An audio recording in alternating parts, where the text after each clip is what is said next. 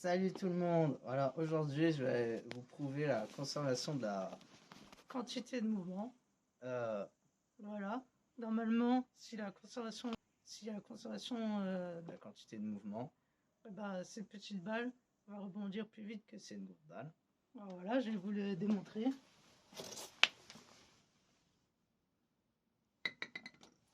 Voilà. Cette petite balle a rebondi plus vite que cette grosse balle. Maintenant, nous allons expliquer ce qu'est la quantité de mouvement, ce qu'implique sa conservation et en quoi je l'ai démontré par cette expérience. La quantité de mouvement, QV, est égale à masse fois la vitesse. Vu que la petite balle a une masse plus petite que la grosse balle, pour qu'il y ait conservation de la quantité de mouvement, il faut que sa vitesse soit plus élevée. Ce que montre notre expérience, puisque la petite balle a rebondi plus vite et donc plus haut. La quantité de mouvement est une mesure de la force d'un objet en mouvement. En effet, plus un objet est lourd et rapide, plus la quantité de mouvement est élevée, donc elle exerce une plus grande force, et par conséquent plus difficile à arrêter. Cela a des applications concrètes dans les accidents de voiture et les jeux de billard. En effet, plus la voiture est lourde et rapide, plus quand elle se crache sur un mur, elle fait de dégâts.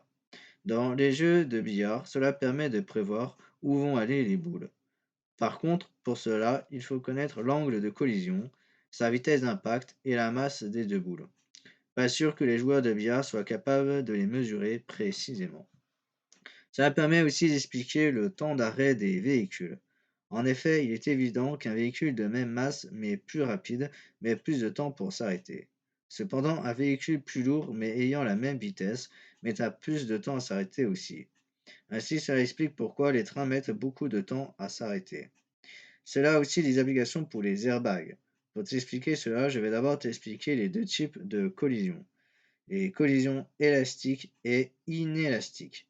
Dans une collision élastique, les objets rebondissent sans perdre d'énergie, comme l'expérience que j'ai effectuée précédemment. Dans une collision inélastique, les objets se déforment ou se collent, comme dans le cas d'un airbag. En effet, un airbag prend une partie de l'énergie de la collision pour se déformer à la place de ton corps, ce qui permet d'atténuer les blessures et potentiellement te sauver la vie. Ça a aussi des applications pour la propulsion des fusées. En effet, on propulse à une certaine vitesse une masse importante de gaz, dans le sens opposé à la fusée pour la faire décoller et l'accélérer. C'est le principe d'action-réaction. La quantité de mouvement permet donc de calculer la vitesse de décollage et l'accélération, et donc la vitesse finale. C'est le même principe utilisé par les satellites et l'ISS, Station spatiale internationale, pour corriger sa trajectoire ou éviter un débris. J'ai démontré la conservation de la quantité de mouvement par cette expérience que tu peux faire chez toi pour impressionner tes amis.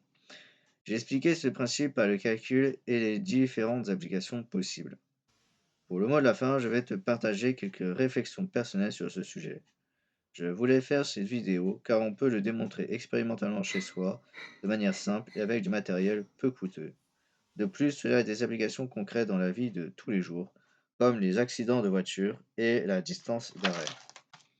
Je suis aussi passionné par le spatial, donc j'ai été particulièrement sensible par les applications que l'on peut faire dans le décollage d'une fusée et d'une correction de trajectoire de l'ISS ou d'un satellite.